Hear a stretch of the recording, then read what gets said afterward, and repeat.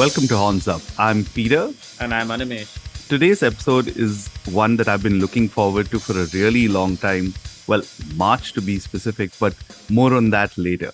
And I'm completely stoked to be joined by Vijesh Ghariwala of Singapore grindcore powerhouse Wormrot. Welcome to Horns Up. Vijesh, how's it going? Hey guys, how's it going?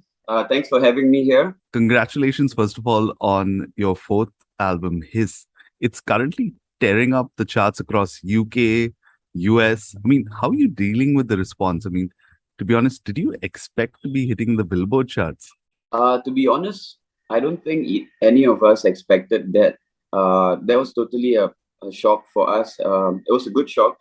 We were, yeah, I mean, Voices didn't make it on the Billboard, and His did, and I think it's probably, it might have something to do with the fact that His is like more listener friendly. I would say it might appeal to like a different audience as well. So the differing factor, like the what's it called, the elements in this album made it more listenable. So I think the reach was better also for this album. Okay, that's interesting you say that, because it's accessible, maybe definitely more sharp, definitely more focused.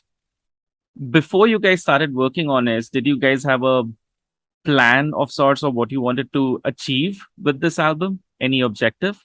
No, I don't think we had any plans for the album. When we started writing, we just went to the studio. We just started jamming, and whatever ideas that came to mind, we would play them. Everything sort of went towards a more experimental direction, I would say. I think it also has to do with the fact that COVID played a role in us like not getting together and writing that frequently. But you know, like us being set apart for a long period of time probably made us have more of an experimental vibe to our sound. So yeah, that's probably the reason why it went towards that direction. But we did not have any clear like vision of how the album is going to sound like. None of us had a clue that we are going to have electric violin or percussions and all this inside this album. None of us had a clue. Obviously, people would be asking you then, how did you guys come up with all of this? Is there a reason? What was the thought process, etc., etc.? What would you say to something like that? Okay, so usually we have different ways of writing songs. So for His, it was slightly different. The approach was slightly different as compared to the previous albums. The reason being is because of COVID. Like, we did not get to be in a physical space during the starting quarantine period, and so what we did was we were just sending songs back and forth, like ideas back and forth, and trying to. If Rashid had an idea, he sends me. I have ideas, I send over. Sometimes he takes my ideas and he makes like he cuts and pastes them so that it becomes a song. And yeah, I mean, like it was done completely different this time round compared to like the previous recordings. It was totally different. The approach was different. I think that played a role in how the songs sound. Everything. Yeah, pretty much. Okay, so it's fair enough to say that Hiss is Wormrot's lockdown album. Yeah, I guess you can say that. because I remember, like, yeah, I know that at least with Wormrot, there is like a gap that you'll normally have, right? But no one expected like such a kind of long gap to kind of be there. So I guess there was the positive side of the lockdown in there. But let's talk about some of the songs in particular, right? I mean, we got a first taste of the album all the way in March, where I was talking about earlier, which was Behind Closed Doors. And what a cracker it is. I mean, right from that opening riff, and then if that's not enough, then you have that vocal hit by Arif. Tell me about that. Like, at which point did that song come about, and why was that chosen as like the first single? For that song, it was more of like like a two-step vibe. It had a bit of a trashy vibe as well. from my part, I wanted the groove to be more, groovy and more like danceable at the start, at least. And it was more of like a build up. And when it goes into like the blast beats and everything, that's when the chaos comes in. That's when the grindcore comes in, the grindcore aspects come in. Yeah, I think that song was we felt that it should be the first single, because we really wanted the best to be the first from us. Mm-hmm. Fair enough. And then, like, one thing I must really commend you, and while you said, right, that you all didn't expect to hit the Billboard charts and stuff like that, the way I looked at it, and again, this is my marketing mind kind of working at it, you guys put across like great kind of plan. Like, you had a first single out in March. By then, you didn't even know when the album's coming out. Then you guys did something which was a genius move, which was put together that video for the 3 tracks, Grieve, Weeping Willow, and Voiceless Choir. I mean, like, when you watch that, you never think it's a metal video, right? And the way how the visual and the music just so seamlessly goes together, right? So take us behind the scenes. What is it like putting all of that together? I mean, if everyone's seen the video, they know all 3 of you die. So there's no surprises there. Yes, we all died. Terrible deaths. Terrible deaths. But, well, we wanted to do something different, like, apart from the whole, like, just performance videos that bands usually do. That's cool and all, but we wanted to do something we've not done before. We want to step out of our comfort zones. Basically, the storyline was narrated and directed by Leonard Susay of Snakeweed and Rashid. They kind of had the storylines in mind, and everything was already fixed. And myself and Arif, we came in, they were like, okay, you're gonna die in the lift, okay, you're gonna die in the desk, okay. So we just tried our best to act. We're not actors, so like, probably seemed a bit B grade, but but we had fun, and it was something different. Yep. You know what, we've talked quite a bit about Hiss. Let's play a song of them. I mean, honestly, we can choose one or we can choose a few of them, because some of them are really short. So maybe, why don't you pick some of them? And I think that's what happens, right? Not many people speak to drummers. So here's your chance. Which are the songs that you really enjoyed recording and performing the most? Why don't you tell us that? Yeah, I think Behind Closed Doors was definitely one of them. Weeping Willow. Basically, all of the singles that we have put out were really fun for me. As a band as well, we love playing those songs. It's totally awesome having new tracks compared to playing like Voices tracks for, oh my God. Yeah, we've played Voices tracks for so many years, like 6 years already. We've been playing them for all the tours, and it's we just want some fresh energy and everything. And so it just felt so good when we had these songs written, and when we are jamming them, especially when we're recording them as well. We were so excited to know how it's gonna excited, and at the same time we were anxious to find out how these songs are gonna come out during recording. What kind of sound we want to put to it. We went through a lot of back and forths in terms of that, trying to figure out a drum sound, trying to figure out a guitar sound, trying to figure out the balance in the volumes. Every single thing was awesome during this album. These new songs, I can't tell you which ones that I've had the most fun, but probably my favorite ones at least are the singles that have been released so far. Alrighty, so let's start with the way the band started, with Hiss, which is Behind Closed Doors. Here it is. Here's Behind Closed Doors.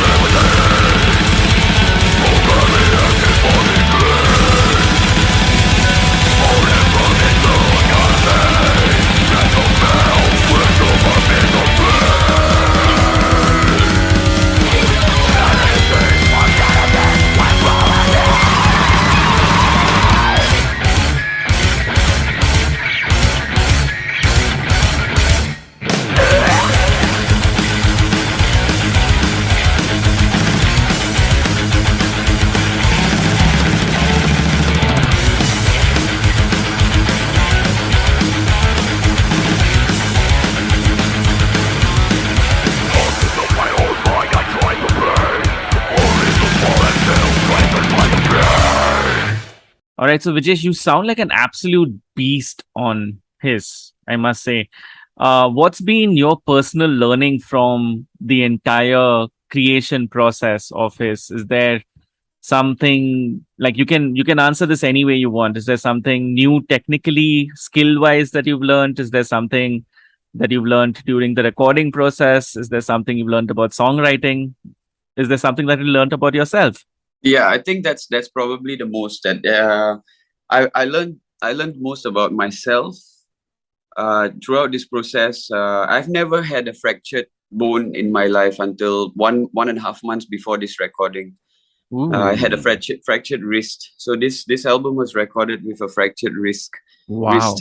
And I mean it's just something that I'm mentioning because I had to overcome that physically, that pain and whatnot. It was, it was truly a test for me. It was how am I going to overcome this pain to play the best that I can? Record these songs at 100%, my full energy, and nothing less. Like how am I going to do this? And throughout the recording sessions, there were times when I felt so much pain in the hands and I couldn't do anything. We had so many songs to get done and we had deadlines to finish. Actually, prior to the recording, Rashid had asked me if I'm okay to when would I be okay to start the recording. I said let's do it ASAP. Like I will start in a couple of weeks because I did not want to delay it just because of my fractured wrist, and I wanted to see how far I can push in that sense as well, if that makes sense. Okay. Yep. And that's probably the bigger reason why I love grindcore. I love like extreme music, playing drums to extreme music and stuff, because it really pushes boundaries. It pushes you beyond your physical capabilities to know how capable, how strong you really are. I guess we just have to keep testing the body. That's what I believe. Oh, wow. Okay, cool. So you keep pushing your limits. How do you mentally prepare to do something like that? I don't think there's ever a way to be mentally prepared, but more of just go through it. It's sometimes if you think too much that it's going to be painful, it's going to be this, it's going to be that, then it's going to be worse. So I don't think it's right to like mentally think, okay, I'm going to go through this pain, rather than just like have no emotions, just go in there. If you're a drummer, yeah, just smash. Wow, that's like a very different approach. Now, Yeah. you talked about what grindcore means to you, and actually I was looking up an old article where you're actually quoted, and I'm going to quote you on this, where you said grindcore is protest music. Even if you're not a political band or even from a poor country, it allows you to get things out of your system that other forms of music don't. I know this has been a few years, but your thoughts on that? And especially like, when you think about it, grindcore from Singapore, you guys always get tagged as that, right? Tell me about your thoughts on just like, how do you feel? And especially like in 2020, right? After everything we went through in the last couple of years.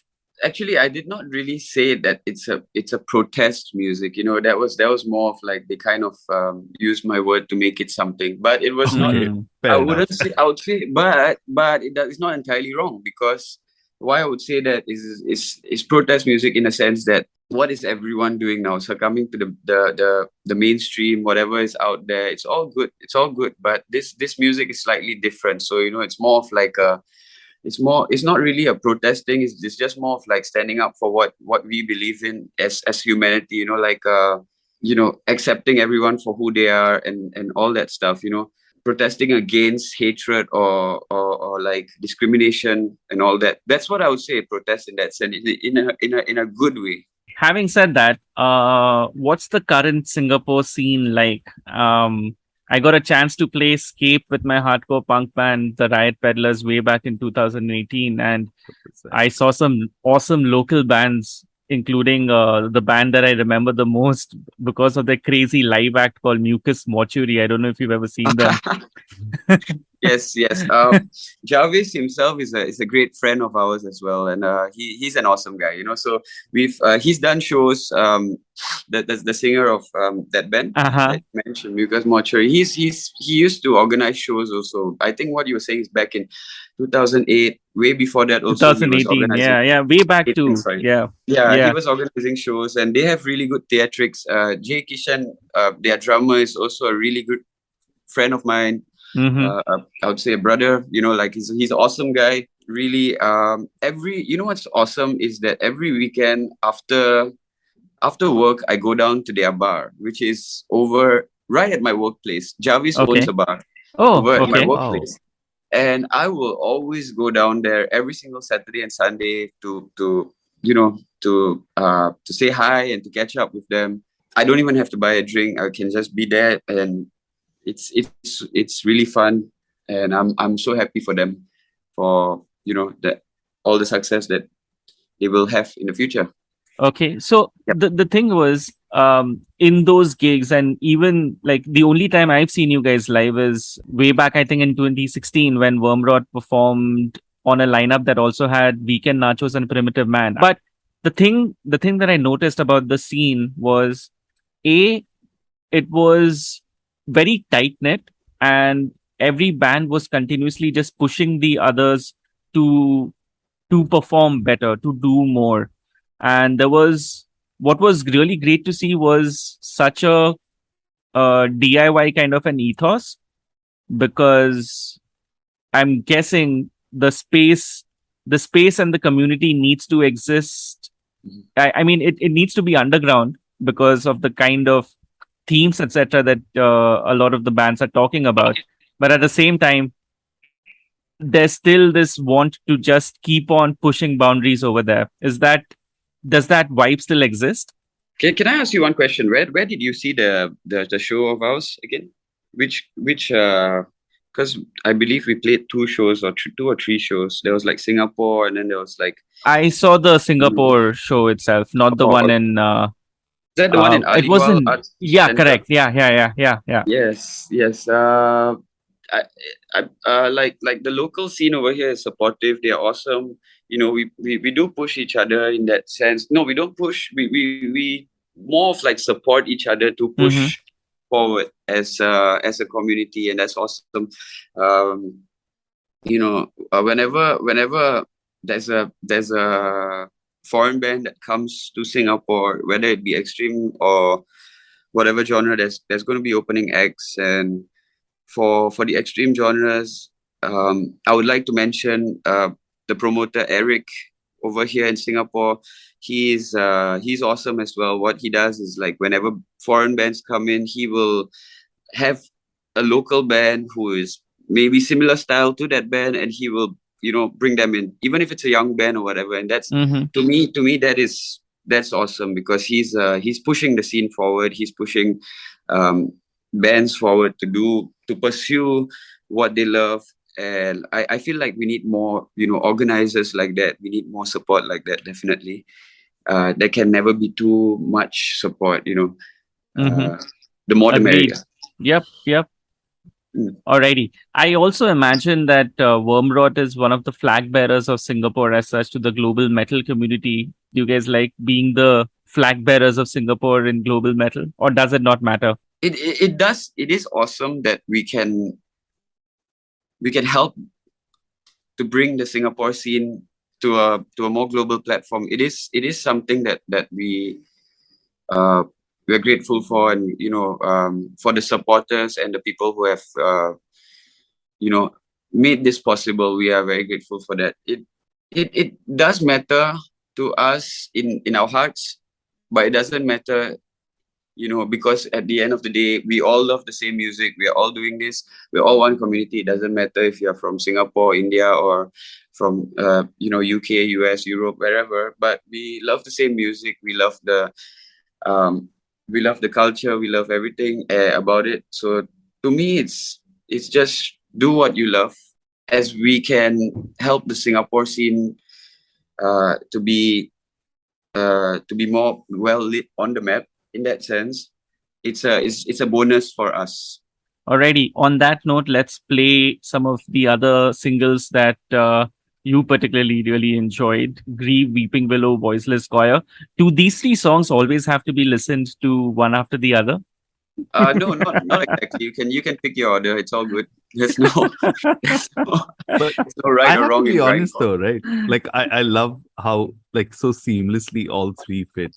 I think like one thing I love about grindcore is if you need like that short burst of energy. I mean, I know we were talking about coffee earlier, but it's like that for me, right? The music equivalent of caffeine.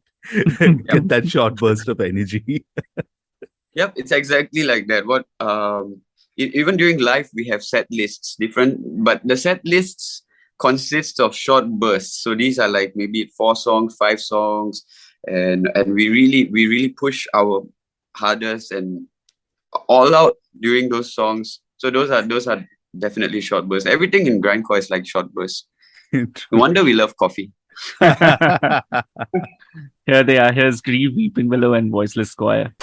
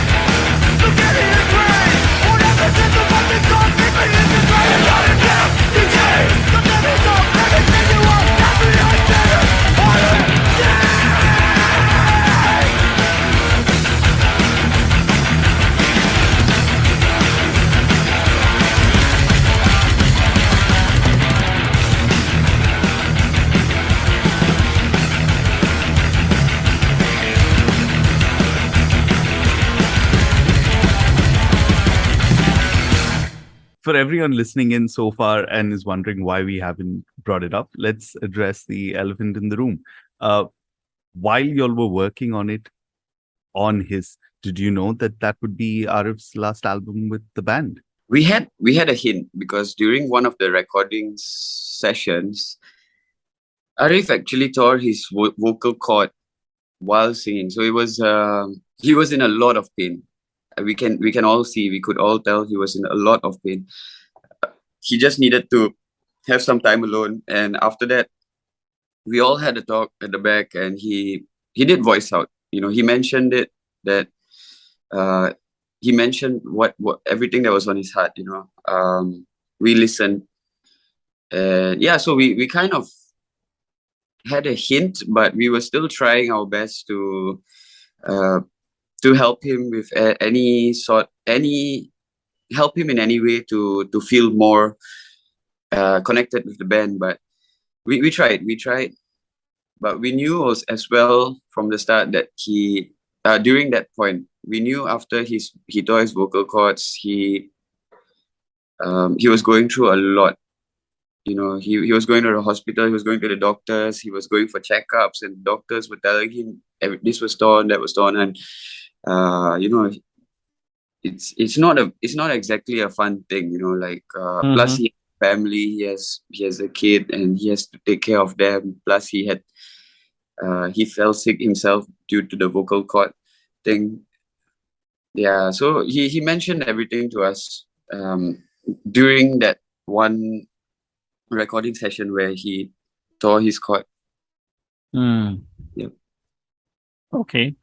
But things have moved on ahead, and at the moment you've announced open auditions for a vocalist.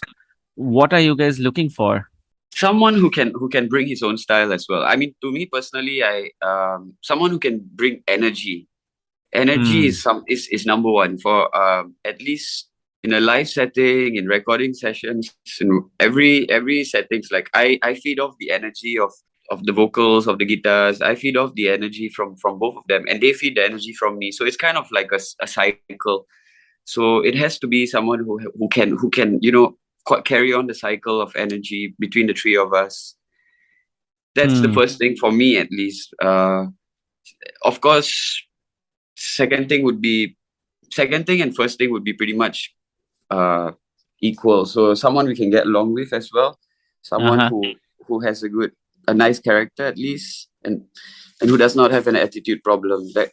That's definitely equal to the first point. So I think these two are the most important aspects. Since you mentioned that, and I remember initially when you all put out the call, you were looking at Singapore, and then you all just expanded it to the rest of the world. So do you honestly feel, especially with remote working, like you described how you all wrote the album, does in this day and age geography matter?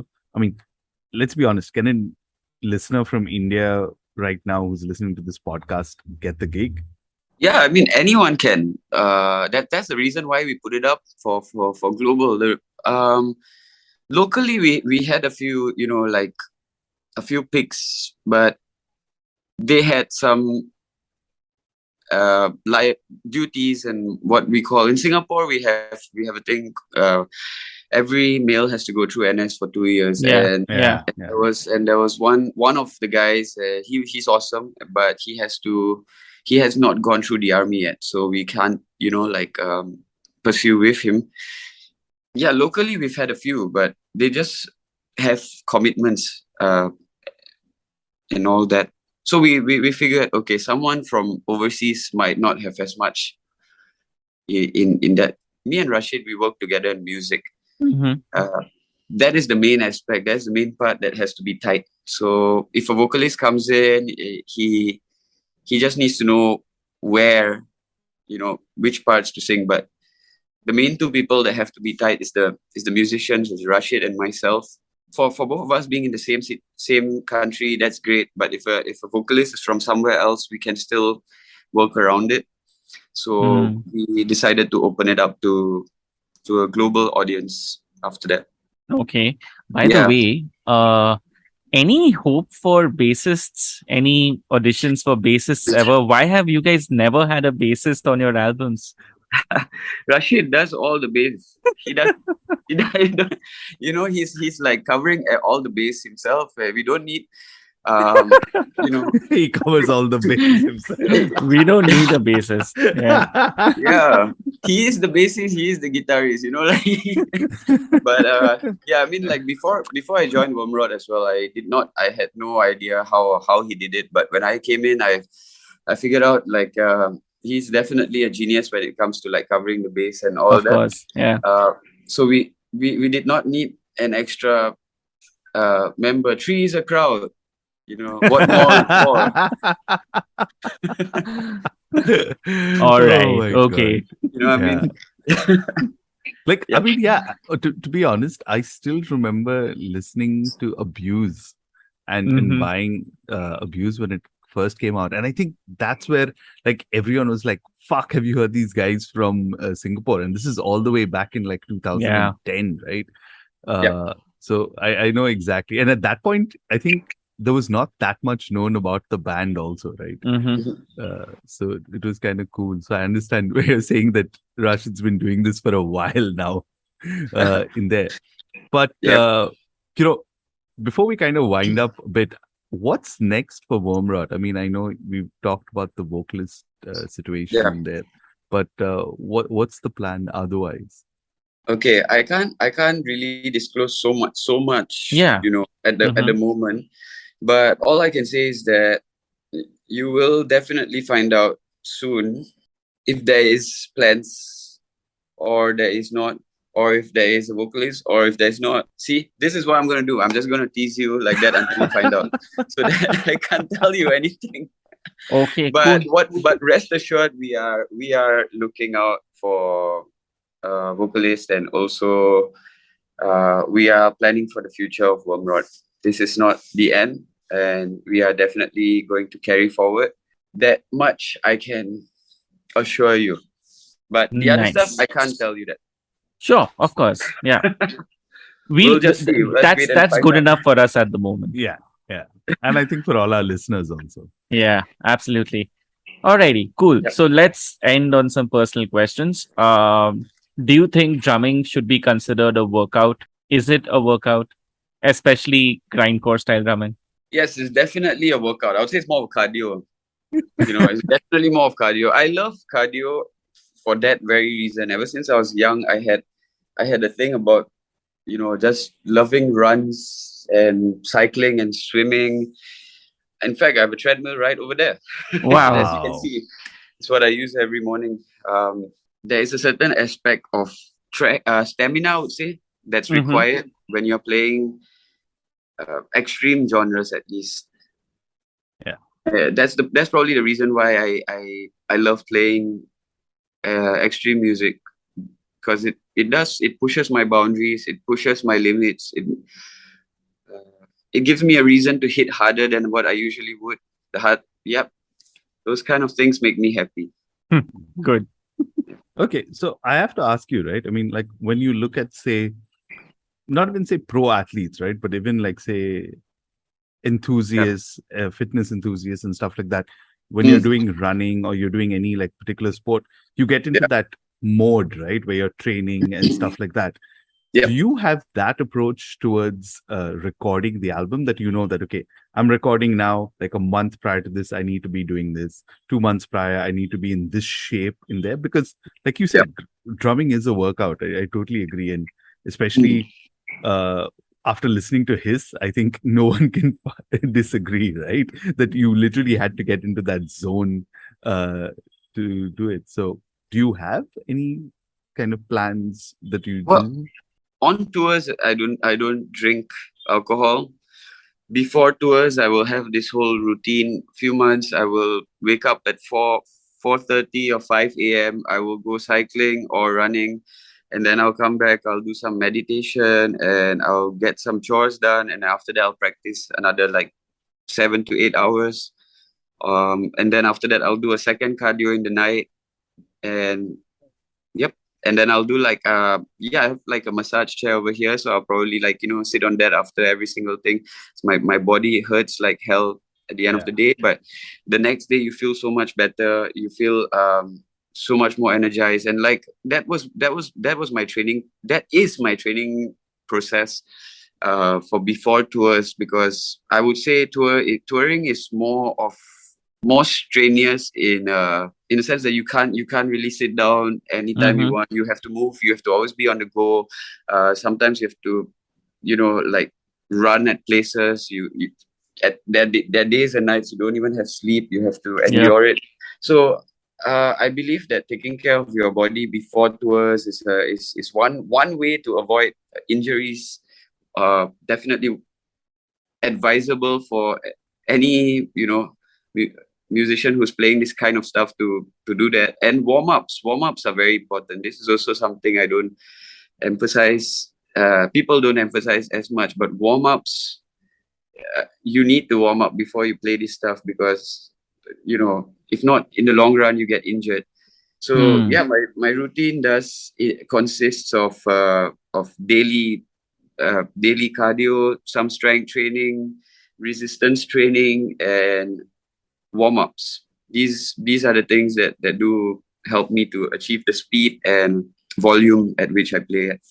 Wow. So I must add, right, this is such a huge contrast to anyone who's like seen the 80s movies. Like, have you seen the Motley Crue one where you see all they're doing, Tommy Lee is like drinking and all of that stuff? Yep. And this is like the total opposite. You talked about meditation. Like, Well, here's the thing, like the music that we play is probably I don't know, I can't gauge, but probably 1,000 times faster than what they are playing. I don't know.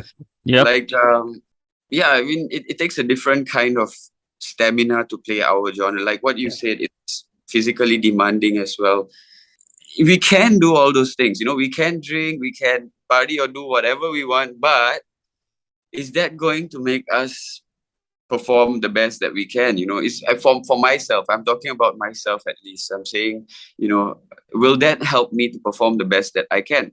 If I was to drink, if I was to party, if I was to like stay up late, eat unhealthy, whatever, will that affect my performance? Yes. Will that affect others? No. It's a personal decision, to each its own. Some people don't want to do this kind of thing. Some people are more religious when it comes to warm-ups or taking care of the body before tours. I think it's very important. If you wanna be able to do this in the long run, you have to take care of your body along the way. Excellent. That's what I do. Yeah. Fitness tips for all drummers listening.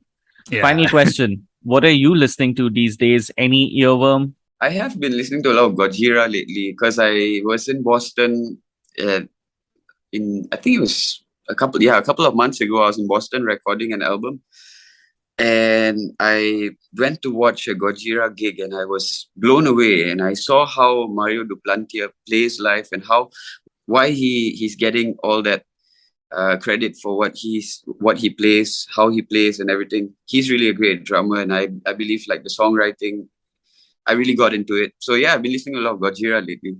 And that's about it. I'm also trying to get myself back on my track with my drum covers and everything. Things that I usually like doing to kill time when we're not on tours, Alrighty. Thank you so much, Vijesh, for taking some time out and talking to us. Yeah, all the best to Wormrot. It's good to know that there will be more Wormrot soon. Yeah. Yes, thank you so much for having me, and you can rest assured there is more Wormrot to come for sure. Awesome. That's for sure. Thanks, guys.